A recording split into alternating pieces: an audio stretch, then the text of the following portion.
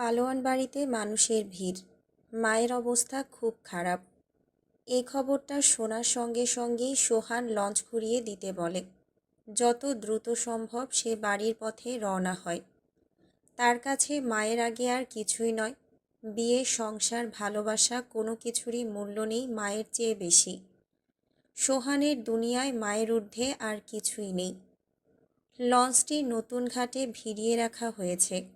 লঞ্চের একটা কেবিনে চিত্রাবন্দী। আপাতত সোহানের একটাই চিন্তা, মা আগে সুস্থ হোক, তারপর বাকি সব দেখা যাবে। চিত্রাকে পাহারা দেওয়ার জন্য লঞ্চে লোক রাখা আছে। দরজার বাহিরে দাঁড়িয়েই সোহান বুঝে গেল বাড়িটা আজ অস্বাভাবিকভাবে নিস্তব্ধ। অথচ সেই নিস্তব্ধতার ভেতরও একটা অস্থির শব্দ আছে, চাপা কান্না আছে, ফোপানোর আওয়াজও বিরাজ করছে। ড্রয়িং রুমে ঢুকতেই সে দেখল তার ছোট ভাইয়ের বউ মাহমুদা মেঝেতে বসে কান্নাকাটি করছে। চোখ ফুলে লাল হয়ে উঠেছে। মাথার ওড়না মেঝের সঙ্গে মিশে আছে। পাশে দু একজন আত্মীয় তাকে শান্ত করার চেষ্টা করছে। মাহমুদা, কি হইছে? সোহানের গলা কেঁপে উঠল।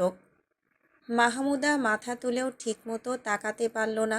শুধু বলল, ভাইয়া, আমার অবস্থা ভালো না। আর কিছু শুনতে চাইল না সোহান। সবাইকে প্রায় ঠেলে সরিয়ে সে মায়ের রুমের দিকে এগোলো। দরজার সামনে কয়েকজন দাঁড়িয়ে, ভেতরে ডাক্তার। সে ঢুকতে যাবে, ঠিক তখনই দরজা খুলে ডাক্তার বের হলেন। ডাক্তার সোহানকে দেখে একটু থামলেন। সোহান ভাই। ডাক্তার ধীরে নাম উচ্চারণ করলেন। আমার আম্মার কি হইছে? আম্মা ঠিক আছে তো? এক নিঃশ্বাসে বলে ফেলল সে। ডাক্তার সরাসরি জবাব দিলেন না, বরং বললেন, আপনি একটু সাইডে আসেন। সোহানের বুক ধক করে উঠল। তবুও সে ডাক্তারকে অনুসরণ করে করিডোরের এক পাশে দাঁড়ালো। ডাক্তার, কিছু বলেন। আমার আম্মার কি হইছে? তার গলা এখন স্পষ্ট কাঁপছে। ডাক্তার কিছুক্ষণ চুপ রইলেন, মুখে দ্বিধা। তারপর বললেন, উনি হঠাৎ করেই বুকে প্রচণ্ড ব্যথা অনুভব করেন। আমরা ধারণা করছি এটা হার্ট অ্যাটাক ছিল। Heart attack? সোহানের ঠোঁট শুকিয়ে গেল। কিন্তু কিন্তু এখন কেমন আছে? ঠিক তো? ডাক্তার গভীর শ্বাস নিলেন। আমরা চেষ্টা করছি, তবে ওনার অবস্থা খুব ক্রিটিক্যাল। প্রেশার বারবার ড্রপ করছে। ওনাকে এখনই হাসপাতালে শিফট করতে হবে। সোহান কিছুক্ষণ শব্দহীন হয়ে দাঁড়িয়ে রইল। চারপাশের সব আওয়াজ দূরে সরে গেল। শুধু নিজের হার্টবিট শুনতে পাচ্ছে। না না, এমন হইতে পারে না। সকালে তো কথা বলছিলাম, একদম ঠিক ছিল। সে নিজের সাথেই যেন কথা বলছে। ডাক্তার শান্ত গলায় বললেন, অনেক সময় আগাম কোনো লক্ষণ থাকে না। আপনি মানসিকভাবে প্রস্তুত থাকবেন। আমরা সর্বোচ্চ চেষ্টা করব। প্রস্তুত? সোহান হঠাৎ ডাক্তারের দিকে তাকালো। আপনি কি বলতে চান? আমার আম্মা, উনি উনি কি? কথা শেষ করতে পারল না। ডাক্তার চোখ নামিয়ে নিলেন। এই মুহূর্তে কিছু নিশ্চিত করে বলা যাচ্ছে না, কিন্তু সময় খুব কম। সোহানের চোখ লাল হয়ে উঠল। সে দুই হাত দিয়ে মুখ ঢেকে 1 সেকেন্ড দাঁড়িয়ে থাকল। তারপর হঠাৎ সোজা হয়ে বলল, অ্যাম্বুলেন্স ডাকেন। যেই হাসপাতালে নেওয়া লাগুক নিব। আমার আম্মার কিছু হইতে পারবে না। উনি আমার ছাড়া কোথাও যাইতে পারবে না। সোহান আর অপেক্ষা করল না। দরজা ঠেলে ভেতরে ঢুকে গেল। বিছানায় তার মা শুয়ে আছেন, চোখ আধখোলা, ঠোঁট ফ্যাকাশে। বুক খুব কষ্টে ওঠানামা করছে। আম্মা। সোহান বিছানার পাশে হাঁটু গেড়ে বসে পড়ল। আম্মা, আমি আইছি। মায়ের চোখ একটু নড়ল, যেন চিনতে পারলেন। ঠোঁট কাঁপল। সোহান। খুব ক্ষীণকণ্ঠে শব্দ হলো। সোহানের চোখ দিয়ে পানি গড়িয়ে পড়ল। আম্মা, কথা কইও না। আমরা হাসপাতালে যাবো। তুমি ঠিক হইয়া যাইবা, আমি আছি। মা কষ্ট করে তার হাত চেপে ধরলেন। হাতটা ঠান্ডা। বাইরে মাহমুদার কান্না আবার জোরে শোনা গেল। করিডোরে দৌড়াদৌড়ি শুরু হয়েছে। সোহান মাথা নিচু করে মায়ের হাত নিজের কপালে ঠেকালো। আম্মা, দেখো চাইয়া, আমি তোমার পাশেই আছি। আমার চুলে হাত বুলায় একবার বাজান কইয়া ডাকো। ওই আম্মা। সোহানের মা এবার চোখ খোলার চেষ্টা করল। রুমে সোহানের সৎ ভাই সুমনও ছিল। সুমনের সঙ্গে দাঁড়িয়ে আছে তার ছোট ছেলে মেয়ে দুটো। সোহানের মা মৃদু কণ্ঠে ঠোঁট নাড়াল। বাজান, তোর সাথে একটু কথা কইবার চাই। সোহান মুহূর্তেই তার ভাইয়ের দিকে তাকাতেই সুমন ছেলে মেয়ে দুটোকে নিয়ে রুম থেকে বের হয়ে গেল। ছোট ছেলেটা যাওয়ার আগে সোহানের সামনে দাঁড়িয়ে জিজ্ঞেস করল, বড় আব্বু, দাদুর কি হইছে? সোহানের চোখের কোণে জল। সে ভাতিজার চুলে হাত বুলিয়ে দিয়ে বলল, কিছু না আব্বা, দাদুর কিছু হয় নাই, তুমি বাইরে গিয়া খেলাও। আস্তে আস্তে রুম ফাঁকা হওয়ার পরে সোহান তার মায়ের শীতল কুঁচকে যাওয়া দুই হাত শক্ত করে ধরল। এই হাতগুলো, এই স্পর্শ, এগুলোই তার জীবনের একমাত্র স্বস্তি। যদি মা না থাকতেন, বিপদের সময় পাশে না দাঁড়াতেন, সে কখনোই এই আরামের জীবন পেত না। মা জীবনের প্রতিটা অন্ধকারে উদাহরণ হয়ে বলেছে, কালো রঙে কিছুই আসে যায় না। সেই কালো মেয়েটা, যাকে গায়ের রং, দরিদ্রতা, বাবা মায়ের অভাব, সমাজের অবহেলা সবই বঞ্চিত করেছে, সেই মেয়েটাই শেষ পর্যন্ত দাঁড়িয়েছে। হাল ছেড়ে দেয়নি, আত্মহত্যার পথ বেছে নেয়নি। কিন্তু সোহান, সে কি করল? তার মা তাকে যেই বিশ্বাস দিয়ে বড় করেছেন, সেই বিশ্বাসকে বিক্রি করল। মা জানেন তার ছেলের মতো ভালো কেউ নেই, অথচ এই দুনিয়ার নিকৃষ্ট বান্দাদের মধ্যে তার ছেলে এক খোদার দরবারে অন্যতম। খোদা তাকে সবই দিয়েছে, শক্তি, সুযোগ, জীবন, তবুও হেদায়েত দেয়নি। হয়তো এটাই খোদার এক অদ্ভুত শাস্তির পন্থা। তবে কি শাস্তি এমনভাবেও দেওয়া যায়? সোহানের মনে আরেকটা ভয়ানক অনুভূতি ঘুরপাক খাচ্ছে। যদি সত্যি কথা বলা যেত, সত্য বলে মায়ের সঙ্গে দুটো কথা বলা যেত, মিথ্যার আশ্রয় না নিতে পারত। কিন্তু কিভাবে বলবে? যে ছেলেকে মা এত ভালোবাসে, সে আর সেই ছেলে নয়। মায়ের চোখে সেই কালো রতন, যাকে সমাজ, দরিদ্রতা, অভাব, পিতৃপরিবার, গায়ের রং, সৌন্দর্যহীনতা সবই মেরে দিয়েছে। সেই রতনের ক্ষতচিহ্ন এখনও জীবনের প্রতিটা কোণে লেগে আছে। সোহানের হৃদয় ভেঙে যাচ্ছে, কিন্তু সে জানে এই সত্যের বোঝা মায়ের কাছে কখনো তুলে ধরতে পারবে না। মিথ্যার আশ্রয় না নিলে মা কীভাবেই ছেলের দিকে তাকাবেন? এই ভেতরের দ্বন্দ্ব, এই অপরাধবোধ সব মিলিয়ে জীবনের রং যেন আরও কালো হয়ে যাচ্ছে। সোহানের মা কথা বলার চেষ্টা করলেন। তিনি কিছুক্ষণ ছেলের দিকে তাকিয়ে রইলেন, চোখে অদ্ভুত এক নরম ভাব। কি চাই আম্মা, পানি খাবা? মা মৃদু হেসে বললেন, বাজান, তুই বাম পাশে আইসা বস, ডানে তোর নানা নানি আইসা বসবো। আম্মা, এসব কি কইতাছ? ভালা হইব না কিন্তু। সোহানের চোখ ভিজে উঠল। মা চেষ্টা করলেন হেসে বলতে, কান্দোস কেন সোহান? তোরে আমি শক্ত থাকবার কইছি না? আমি চাই না আমার সোহান দুইলা পড়ুক। সোহানের মা তাকে কাছে ডেকে ঝুঁকে এগিয়ে আসতে বললেন। সোহান এগিয়ে আসতেই তিনি তার চুলে, মুখে হাত বুলিয়ে দিলেন। বললেন, আজকে সরিষার তেল দেশ নাই বাজান, মুখ কেমন শুকাইয়া আছে, চুলগুলা দেখ, খসখসা হয়ে গেছে। মায়ের কথায় সোহানের অন্তর ভেঙে যাচ্ছিল। এই কঠিন অবস্থায়ও নিজের কষ্ট ভুলে তিনি শুধুই নিজের ছেলের কথা ভাবছিলেন। আফসোসের সঙ্গে তিনি বললেন, আমার জীবনে একটা দুঃখ জানোস বাজান, তোর বাবা আমাকে ভালোবাসে নাই, খোদা আমাকে বাপ মায়ের ভালোবাসা দেয় নাই, স্বামীর ভালোবাসা দেয় নাই। দুঃখ আর দুঃখই পাইছি। কিন্তু জানোস খোদা আমারে কি দিছে? তোরে দিছে। তুই আমার জীবনে আইসা বাঁচার কারণ হইয়া গেলি। যার বাঁচার কোনো কারণ ছিল না, খোদা তার জন্য একটা গতি তৈরি করল। তোর জন্মের পর যখন তোর দাইমা তোর মুখখানা দেখালো, আমার চোখে জল চইলা আসলো। জানোস, আমার অনেক মাইয়ার শখ আসিল। মাইয়া মানুষ নাকি মায়ের দুঃখ বোঝে। কত রাত তোরে পেটে নিয়া তাহাজ্জুদের নামাজ পড়ছি। খোদার কাছে একখান মাইয়া চাইছিলাম, যেন আমার দুঃখ বোঝে। খোদায় তোরে দিল। তোরে মানুষ করার পর বুঝলাম মায়ের দুঃখ তার পেটে ধরা পোলাও কেমন কইরা বুঝবার পারে। সোহানের মায়ের চোখের কোণে জল। সোহান তার মায়ের চোখের জল মুছে দেয়। আরও কত কথা ছিল। শরীরটা ভালো লাগতেছে না আজকে আর। আমার না ঘুম আসতাছে। তুই বাবা আমার পাশে একটু বইসা থাক, হাত ছাড়িস না। আম্মা, আমি আপনার হাত ছাড়ুম না, কিন্তু আপনি হাত ছাইরা দিয়েন না আম্মা।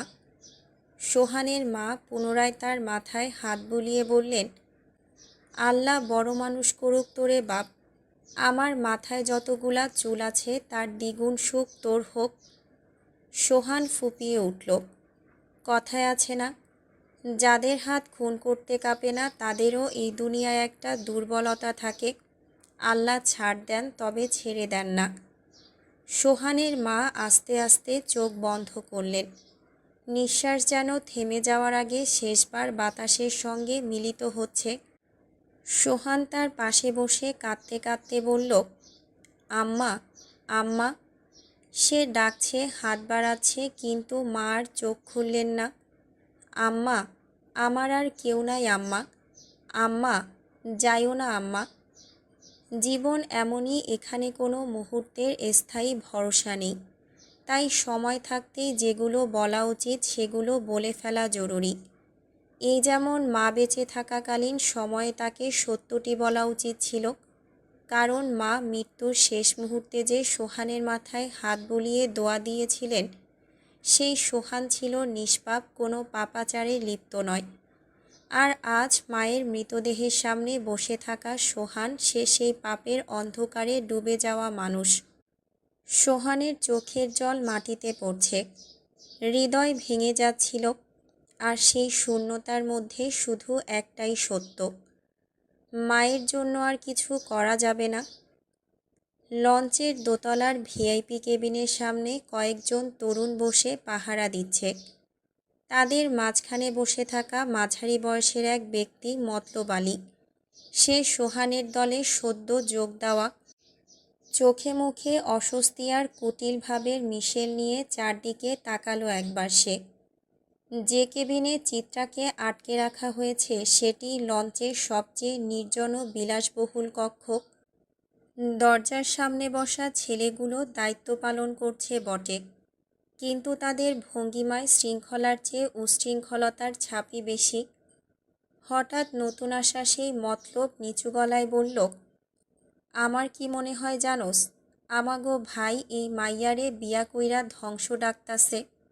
আমি চাই না ভাইয়ের এই সামান্য মাইয়ার জন্য সমস্যা হোক। ফারাজ এলাহি এতদিন সোহানরে কিছু কয় নাই, কারণ সোহান তারে খোঁচায় নাই, কিন্তু এখন সোহান তার জায়গা মতো হাত দিছে। আমার তো মনে হয় ফারাজ এলাহি যেই শেয়ানা মানুষ, নির্ঘাত এতক্ষণে বইয়ের খবর পাইয়া গেছে। তাই আমরা দুইটা কথা শুনলেও আমাগো উচিত ভাইয়ের ভালো করা।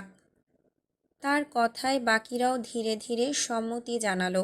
কেউ সরাসরি বিরোধ করল না, বরং তাদের চোখে দ্বিধাগ্রস্ত আগ্রহ ফুটে উঠল। এখন কি করা যায় সেই সমাধানই তারা খুঁজছে। মতলব কিছুক্ষণ নীরব থেকে গাঢ় স্বরে বলল, ওই মাইয়ার লগে প্রথমে মজা নিই চল, তারপর রাস্তা থাইক্কা সরাইয়া দিমনে। পাশ থেকে আরেকজন বলল, কোনো সমস্যা হইব না তো? মানে, ভাই কিন্তু এই মাইয়ার জন্য অনেকগুলা খুন করছে। ভাই জানতেই পারবো না, আমরাই তো ঠিক বুঝাইয়া ম্যানেজ দিমো।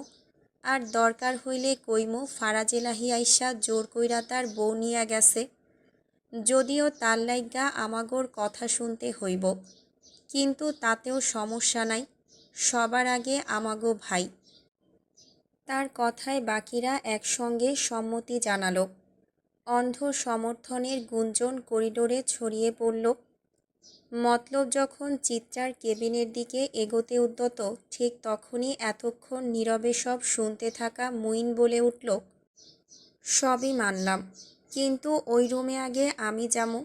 যেহেতু সিফাতের পর ভাইয়ের কাছের লোক আমি, তাই ভাই আমার কথা বেশি বিশ্বাস করব, আর তোমরা বিপদে পড়লে আমি তোমাগো বাঁচাইতে পারো।